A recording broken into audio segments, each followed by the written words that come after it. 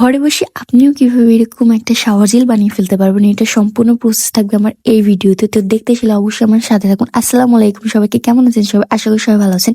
আল্লাহর রহমতে আমি অনেক ভালো আছি। তো অনেক আপুদের রিকোয়েস্ট ছিল যে একটা শাওয়ার জেল ঘরে বসে আমাকে বানিয়ে দেখানোর জন্য। তো ফাইনালি তাদের রিকোয়েস্টে আমি এটা দিয়ে দিলাম। তো চলো বেশি কথা না বলে শুরু করা যাক যে এটা আসলে কিভাবে বানাতে পারবেন আপনারা। আমি একটু ঢেলে দেখাচ্ছি। এটা টেক্সচারটা ঠিক এরকম হবে, হ্যাঁ, একটুখানি পাতলা হবে বা একটু বেশি পাতলা না, একদম আবার বেশি ঘন না। তাই তোমাদের চলো সম্পূর্ণ দেখিয়ে দিই। আর তোমাদের কিছু প্রশ্নের উত্তর দেওয়ার আছে, সেগুলো আমি সম্পূর্ণ দিয়ে দেবো। এখানে আমি একটু হাতে অ্যাপ্লাই করে তোমাদেরকে দেখিয়ে দিচ্ছি, এইভাবে তোমরা অ্যাপ্লাই করে নেবা। এই তো, এই শাওয়ার জেলটা আমরা এখন চলো প্রসেসটা শিখে নিই। প্রথমে লাগবে আমাদের একটা বাটি, যে বাটির ভিতরে আমরা এটা বানাবো। তারপর লাগবে একটা কাপ, কাপের ভিতরে আর কি আমি এটা মাপ দিয়ে তোমাদেরকে পরিমাণটা বলে দিব। এখানে আমি হাফ কাপ নিয়েছিলাম হচ্ছে ডাব, আর হাফ কাপ নিয়েছিলাম হচ্ছে পাপায়া সোপটা।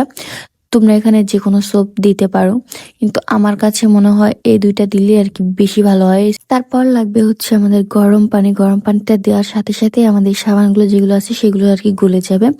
ঠিক আছে, আমি এখানে 1 কাপের মতো দিয়ে দেবো হচ্ছে গরম পানি। এই তো আমি এখানে পানি নিয়ে তারপর এখানে আমি ঢেলে নিয়েছিলাম 1 কাপের মতো।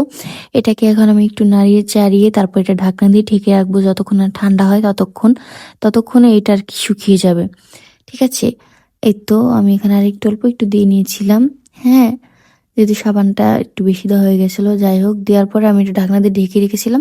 এই যে দেখো, ঠান্ডা হওয়ার পরে এটার টেক্সচার ঠিক এইরকম এসেছে, একদমই গলে গিয়েছে সব। তার ভিতরে এখন আমি সবকিছু দিয়ে দেবো বডিটাকে একদম সফট রাখার জন্য। তারপর লাগবে হচ্ছে আমার অ্যালোভেরা জেল। তোমরা এখানে যে কোনো অ্যালোভেরা জেল দিতে পারো, যেটার নামে দামি ব্র্যান্ডের বা অনেক ভালো যেগুলো তোমরা ইউজ করো সেটাই। আমার কাছে এটা অনেক ভালো লাগে, তাই আমি এটাই দিয়ে দিলাম। 1 টেবিল চামচের একটু বেশি এখানে আমি অ্যালোভেরা জেল দিয়ে নিয়েছিলাম। অ্যালোভেরা জেল দেওয়া শেষে তারপর লাগবে হচ্ছে আমাদের গ্লিসারিন। গ্লিসারিন আমাদের স্কিনের জন্য অনেক ভালো। এটা তোমরা কম বেশি সবাই জানি, যেহেতু এখন শীতকাল, সাবান একদম স্কিনে নেওয়া যায় না, নিলে পরে খসখসা থাকে। আর এটা দিলে হবে কি একদম সফট রাখবে, কোনো সমস্যা হবে না। তো দিয়ে আমি এখন সব জিনিসগুলোকে সুন্দর মতো মিক্স করে তারপরে আমি এটাকে ঢেলে নেব। হ্যাঁ, অ্যান্ড আমি এখানে আরেকটু ভালো করার জন্য আমি আরেকটু এখানে একটু নারকেল তেল দিয়ে নিয়েছিলাম। তোমরা চাইলে এটা স্কিপ করতে পারো, এটা অপশনাল, এটা দিলে হবে, না দিলেও কোনো সমস্যা নেই।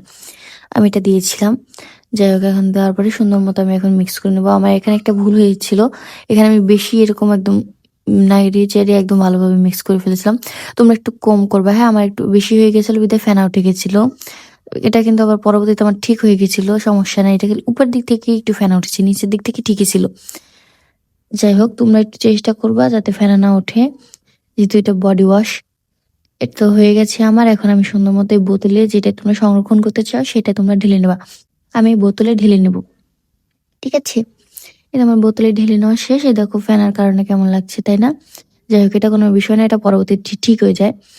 তারপরে এই বডি ওয়াশটা রাখার পর এখন তোমাদেরকে আমি দেখাবো হচ্ছে কিমকট থাই ক্রিমটা, যেটা আমি বানিয়েছিলাম, মেক করেছিলাম। তোমরা অনেকে হয়তো এটা দেখেছো, কিন্তু যারা দেখো নাই তারা অবশ্যই যা দেখতে পারো। এটার কিন্তু সেমি প্রসেস, কিন্তু এটা টেক্সচার আলাদা। এই দেখো, আমি তোমাদেরকে দেখাই, এটা কিন্তু একদম ক্রিমি ক্রিমি একটা জিনিস। এটা একদম কত মাখনের মতো লাগছে না, দেখতে অনেক কিউট। এটা একদম টেক্সচারটা এরকম, আর ওটা টেক্সচার পাতলা। তাই আশা করি সবাই বুঝতে পারবা, এটা হচ্ছে ক্রিম আর ওটা হচ্ছে শাওয়ার জেল। এই দুইটার কাজ কিন্তু এক না, দুইটার কাজ একটু ভিন্ন হবে। যাই হোক, ওটা কোনো বিষয় না।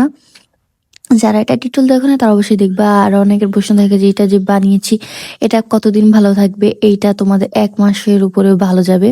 এটা তোমরা বাইরে রাখতেই পারবো, কোনো সমস্যা নেই। আবার বলে যে এটা কি ছেলেমেয়েরা ব্যবহার করতে পারবে নাকি? হ্যাঁ, ছেলে মেয়ে উভয় দুজনরাই ব্যবহার করতে পারবে এটা।